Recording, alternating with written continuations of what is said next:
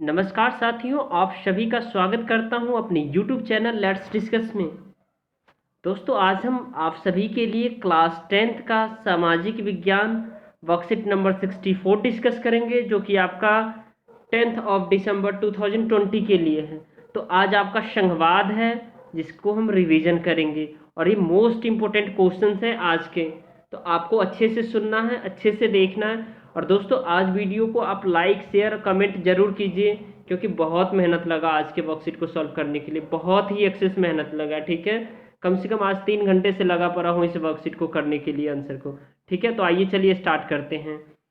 भारतीय संविधान में शक्तियों का बंटवारा किस प्रकार किया गया, इस तरह का क्वेश्चन है, जो आप देख लीजिए। स्थानीय सरकार के महत्व का वर्णन और संघवाद से आप क्या समझते हैं, उदाहरण सहित व्याख्या करना है। उसका संविधान की में संघ शब्द का उपयोग नहीं किया गया था, लेकिन भारतीय संघ संघों के सिद्धांत पर आधारित है, स्पष्ट कीजिए। और 1950 से पहले और बाद में केंद्र राज्य संबंधों का विश्लेषण और 1992 के संवैधानिक संशोधनों की व्याख्या कीजिए, जिनके द्वारा भारत में स्थानीय सरकारों की स्थापना हुई। और भारत भाषा नीति की चुनौती का सामना भारत में किस प्रकार किया गया, और गठबंधन सरकार में शक्तियों की साझेदारी किस प्रकार की गई, और पंचायती राज प्रणाली की किसी भी दो उपलब्धियों और किसी भी दो चुनौतियों के बारे में बताइए। और कि हिंदी को बढ़ावा देने भारत सरकार की आधिकारिक नीति है, स्पष्ट कीजिए। और उसके बाद स्रोत पर आधारित प्रश्न है, तो इसे भी देखेंगे। ठीक है, चलिए स्टार्ट करते हैं। एसएसटी वर्कशीट 64 क्लास 10 संघवाद रिवीजन हिंदी मीडियम में। चलिए देखिए, क्वेश्चन नंबर आपका फर्स्ट था, जो भारतीय संविधान में शक्तियों का बंटवारा किस प्रकार किया गया। तो भारतीय संविधान में शक्ति का बंटवारा निम्नलिखित प्रकार से किया गया है। जैसे देखिए, शक्तियों का यानी सेपरेशन ऑफ पावर, तो राज्यों के सुशासन का एक प्रादर्श मॉडल है, यानी शक्तियों के पृथक्करण के लिए राज्य की भिन्न उत्तरदायित्व वाली कई शाखाओं में विभाजित किया जाता है, और प्रत्येक शाखा को अलग अलग और स्वतंत्र शक्तियां प्रदान की जाती है। प्रायः यह विभाजन कार्यपालिका, विधायिका तथा न्यायपालिका के रूप में किया जाता है। उसके बाद आप कह सकते हैं संविधान शक्तियों का बंटवारा 3 रूपों में भी करता है, इस तरह से। जैसे कि देखिए, संघ सूची, इसके अंतर्गत 100 विषय को रखा गया है। इसके अंतर्गत रक्षा, बैंकिंग, संचार, मुद्रा, विदेशी मामले इत्यादि आते हैं संघ सूची के अंतर्गत। दूसरा, राज्य सूची के अंतर्गत 61 विषय को रखा गया, जैसे पुलिस, स्वास्थ्य, सिंचाई, कृषि इत्यादि। और थर्ड है आपका, जो कि समवर्ती सूची, जिस पर जो है ना कानून जो है ना राज्य सरकार और केंद्र सरकार दोनों मिलकर के बनाता है। ठीक है, संघ सूची पर जो कानून आपका सिर्फ केंद्र सरकार बनाता है, राज्य सूची पर सिर्फ राज्य सरकार इस पर बना सकता है। ठीक है, और समवर्ती सूची पर केंद्र और राज्य सरकार दोनों मिलकर बनाता है। तो सूची के अंतर्गत 52 विषय को रखा गया, यानी 52 विषय को रखा गया। जैसे कि शिक्षा हमारी जो है ना समवर्ती सूची का एक अंग है, वन है, विवाह है, शादी विवाह भी दोनों, जैसे मतलब राज्य सूची और केंद्र सूची संघ सूची का जो है ना विषय है। और मजदूर संघ, उत्तराधिकारी, गोद लेना इत्यादि शामिल है। उसके बाद क्वेश्चन नंबर सेकेंड है आपका, बहुत ही इंपॉर्टेंट क्वेश्चन है, स्थानीय सरकार के महत्व का वर्णन करें। यानी स्थानीय सरकार जन प्रशासन का एक रूप है, जो अधिकांश जगहों पर किसी राज्य या राष्ट्र की सबसे निचली श्रेणी की प्रशासनिक इकाई होती है। इसके ऊपर जिले, प्रांत, राज्य या राष्ट्र का शासन होता है। निम्न स्थानीय सरकार के महत्व निम्नलिखित है, जिसके अंतर्गत आप देख सकते हैं, अनेक समस्याओं का निपटारा स्थानीय सरकार के द्वारा होता है, के द्वारा कर सकते हैं, के द्वारा होता है। और सेकेंड पॉइंट है, लोगों को इस बात की जानकारी होती है कि पैसा कहां और कैसे खर्च करें। ठीक है, थर्ड पॉइंट आप लिखेंगे, स्थानीय स्तर पर लोगों को फैसले में सीधे भागीदार बनाना संभव हो जाता है। और फोर्थ है, सत्ता में अधिक से अधिक लोगों को भागीदार बनाने के लिए स्थानीय शासन की व्यवस्था की स्थापना की गई, और स्थानीय शासन सत्ता के विकेंद्रीकरण के अनुरूप है। क्वेश्चन नंबर आपका थर्ड है, जो कि मोस्ट इंपोर्टेंट है, संघवाद से आप क्या समझते हैं, उदाहरण सहित व्याख्या कीजिए। संघवाद शासन की व्यवस्था, जिसमें देश की अवयव इकाइयों और एक केंद्रीय शक्ति के बीच सत्ता की साझेदारी को संघवाद कहते हैं। दूसरे शब्दों में कहें तो संघवाद, एक से ज्यादा स्तर की सरकार को संघवाद कहते हैं। संघवाद के अंतर्गत केंद्रीय सरकार, राज्य सरकार और स्थानीय सरकार स्तर की सरकारें आते हैं। ठीक है, भारत में 3 स्तर का सरकार काम करती है, केंद्र सरकार, राज्य सरकार और स्थानीय सरकार। क्वेश्चन नंबर फोर्थ है, मोस्ट इंपोर्टेंट है, संविधान में संघ शब्द का उपयोग नहीं किया गया था, लेकिन भारतीय संघों के सिद्धांत पर आधारित है। कथन को स्पष्ट करिए। तो दो, इस सभी कथन को मैं पॉइंट में आपको स्पष्ट कर रहा हूं। दो स्तर की सरकारों का अस्तित्व जो अपने अधिकार संविधान के अंतर्गत लेती है तथा उसमें से प्रत्येक सम्मान नागरिकों पर प्रत्यक्ष शासन करती है। दूसरा, केंद्र सरकार पूरे संघ के निर्वाचकों द्वारा प्रत्यक्ष रूप से चुनी जाती है, विधान द्वारा अपनी सत्ता का प्रयोग करती है और देश पर लगाती है तथा पूरे देश पर लगाती है। थर्ड पॉइंट आप इसमें देखेंगे, क्षेत्रीय सरकार क्षेत्र द्वारा चुनी जाती है तथा कानून व करों के द्वारा प्रत्यक्ष भूमिका निभाती है। उसके बाद फिफ्थ पॉइंट आप लिखेंगे, दो स्तर की सरकार के मध्य विधायी तथा कार्य अधिकारी तथा राजस्व के स्रोत का बंटवारा भी होता है और एक लिखित संविधान जो एक तरफा संशोधित नहीं हो सकता।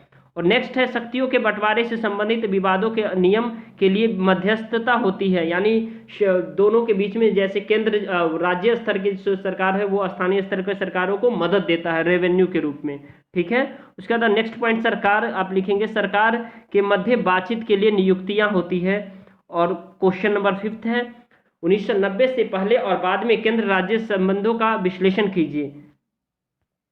तो केंद्र सरकार और राज्य सरकार के बीच 3 स्तर पर माना जाता है। जैसे प्रथम स्तर, इस स्तर के अंतर्गत 1997 से 1969 तक जो कांग्रेस सरकार में थी, इस दौरान केंद्र सरकार और राज्य सरकार का संबंध काफी अच्छा था। दूसरा स्तर जो है ना, यह स्तर आप इसमें हटा देंगे बच्चे, यह स्तर 1969 से लेकर के 1990 तक का है। इस दौरान कांग्रेसी सरकार केंद्र में था और स्थानीय सरकार की अलग अलग राज्यों में थी, यानी अलग अलग राज्यों में अलग अलग पार्टियां की सरकार थी। इस दौरान बहुत सारे संघर्ष केंद्र सरकार और राज्य सरकार के बीच देखने को मिला।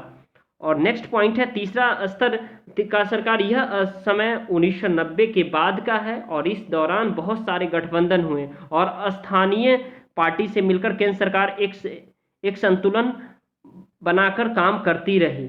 ठीक है। तो ये जो दौर था आपका 1990 के दशक के बाद जो अब तक का है, ये दौर आपका जो क्या गठबंधन की सरकार अधिकतर बनी थी। ठीक है।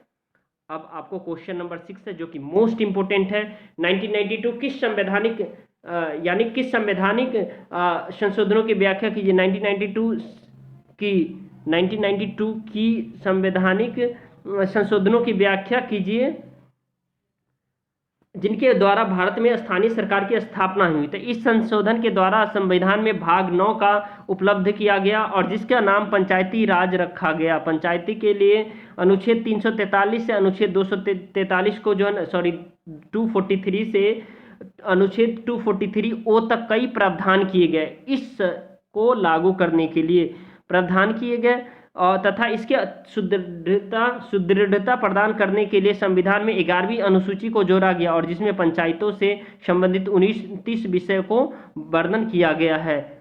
उसके बाद आप देख सकते हैं नेक्स्ट पॉइंट है, इस अधिनियम के प्रभावी होने से संविधान में वर्णित राज्यों के नीति निर्देशक तत्व के अनुच्छेद 40 को व्यवहारिक रूप से मिला है और जिसे गांधी जी के द्वारा स्वराज का सपना साकार हुआ और सत्ता के विकेंद्रीकरण के द्वारा नागरिकों की भागीदारी हुई, अर्थात स्थानीय शासन व्यवस्था के द्वारा नागरिकों की भागीदारी हुई है। नागरिक इसमें बढ़ चढ़कर भाग ले रहे हैं। यद्यपि स्थानीय शासन संविधान की 7वीं सूची में वर्णित राज्य सूची का विषय है, फिर भी यह नियम से ऐसे अधिकारों का उल्लंघन नहीं करता है। यहाँ पर इस संबंधित राज्यों को पर्याप्त विवेकाधीन शक्तियां दी गई है। अतः प्रतिनिधित्वात्मक लोकतंत्र की जगह भागीदारी आधारित लोकतंत्र ने ले ली है और इस अधिनियम ने राज्य को कानून बनाने के लिए मार्गदर्शक का कार्य किया है और जम्मू कश्मीर, दिल्ली, अरुणाचल प्रदेश ने ऐसी विधि नहीं बनाई तथा यह कानून नागालैंड, मेघालय, मिजोरम में जनजातीय परिषद जैसे संस्था को होने के कारण प्रभावी नहीं हो पाया।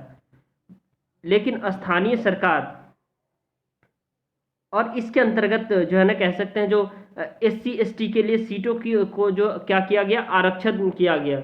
ठीक है। उसके बाद आप नेक्स्ट देख सकते हैं, महिलाओं को भी अधिकार दिया गया और इलेक्शन कमीशन की स्थापना हुई और स्टेट गवर्नमेंट, स्थानीय गवर्नमेंट को अधिकार दिया गया और प्रत्येक 5 साल पर चुनाव होना तय हो गया। ठीक है। अब आप नेक्स्ट देखेंगे क्वेश्चन नंबर 7, भाषा नीति की चुनौती का सामना भारत में किस प्रकार किया गया। तो किसी भी भाषा को राष्ट्र की राष्ट्रीय, ये यहाँ आप लिख सकते हैं, किसी भी भाषा को राष्ट्र की भाषा, राष्ट्र यहाँ लिखेंगे, ठीक है, राष्ट्र की भाषा के रूप में संविधान में शामिल नहीं किया गया है। जैसे राष्ट्रभाषा के रूप में संविधान में शामिल नहीं किया गया है। हिंदी के अलावा एक ही संवैधानिक भाषा है जिसमें संविधान द्वारा मान्यता प्राप्त है। राज्य के पास खुद की भाषा है और हिंदी और इंग्लिश को ऑफिशियल भाषा के रूप में उपयोग किया जाता है। और आज़ादी के बाद 3 सूत्रीय भाषा को शामिल किया गया है जिसके अंतर्गत हिंदी, अंग्रेजी और वर्नाकुलर भाषा है। क्वेश्चन नंबर 8 है, गठबंधन सरकार में शक्तियों की साझेदारी किस प्रकार की जाती है?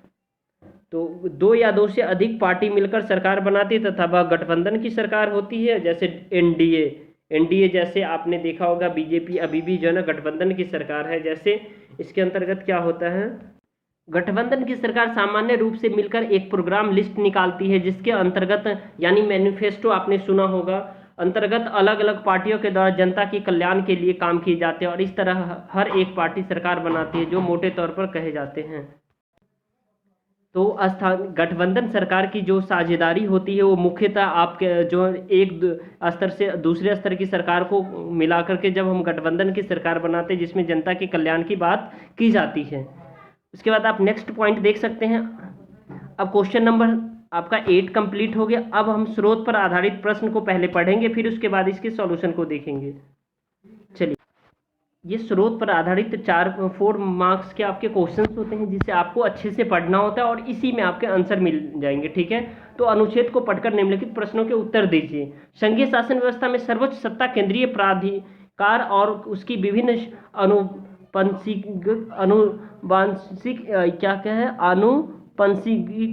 यानी इकाई के बीच बांटी जाती है। अर्थात इसको आप ये समझ लीजिए, ये जो पॉइंट है, यानी 3 स्तर की सरकार को 3 स्तर पर ये क्या की जाती है, बांटी जाती है, ठीक है। इसको 3 स्तर आप समझ लेंगे, ठीक है।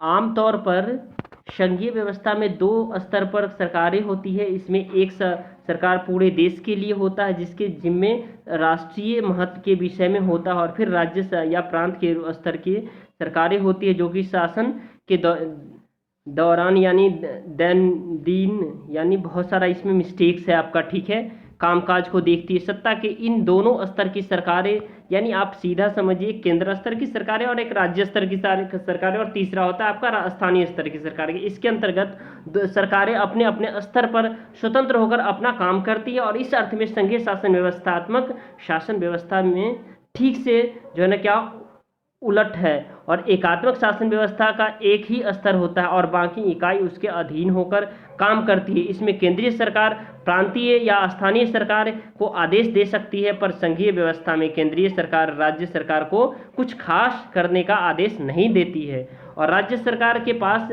अपनी शक्तियां होती है और इसके लिए आपको वह केंद्रीय सरकार को जवाबदेह नहीं होती है। और ये दोनों ही सरकारें अपने अपने स्तर पर लोगों को जवाब देती है। जैसा कि इससे पहले मैंने आपको बताया 3 प्रकार की सूची होती है, एक केंद्रीय सूची, एक और आपका स्थानीय समवर्ती सूची होता है और एक राज्य सूची। तो राज्य सूची पर सब मिलकर के कानून बनाते हैं, अर्थात केंद्र और राज्य दोनों मिलकर के बनाते हैं समवर्ती सूची पर, और केंद्र पर केंद्रीय सरकार बनाती है और राज्य पर राज्य स्तर की सरकार बनाती है। अब आइए इस क्वेश्चन को हम डिस्कस करते हैं। अपने शब्दों में संघवाद को परिभाषित कीजिए। बिल्कुल, सरकार के एकात्मक रूप से आप क्या समझते हैं और भारत संघीय सरकार का कौन सा रूप है, और ऊपर दिए गए अनुच्छेद का एक संक्षिप्त शब्दों में लिखे। तो इसे आपको खुद करना है ये पॉइंट। अब 3 क्वेश्चन है जिसे मैं करा रहा हूँ। चलिए, क्वेश्चन नंबर 1 है आपका, अपने शब्दों में संघवाद को परिभाषित कीजिए। संघवाद 2 या 2 से अधिक स्तर की सरकार को होशंगाबाद नहीं संघवाद कहते हैं, संघवाद। ये टाइपिंग में मिस्टेक हो गया। चलिए, क्वेश्चन नंबर 2, सरकार के एकात्मक रूप से आप क्या समझते हैं? फाइनर के अनुसार एकात्मक शासन वह होता है जहां एक केंद्रीय सरकार में संपूर्ण शासन शक्ति निहित होती है और उसकी इच्छा तथा अधिकार सारे क्षेत्रों पर कानूनी रूप से सर्वशक्तिमान होते हैं। अब क्वेश्चन नंबर सी देखेंगे। अगर आप हमारे चैनल पर नए हो तो हमारे चैनल को सब्सक्राइब कर लीजिए और बेल आइकन को प्रेस कर लीजिए ताकि आपको लेटेस्ट नोटिफिकेशन मिलते रहें।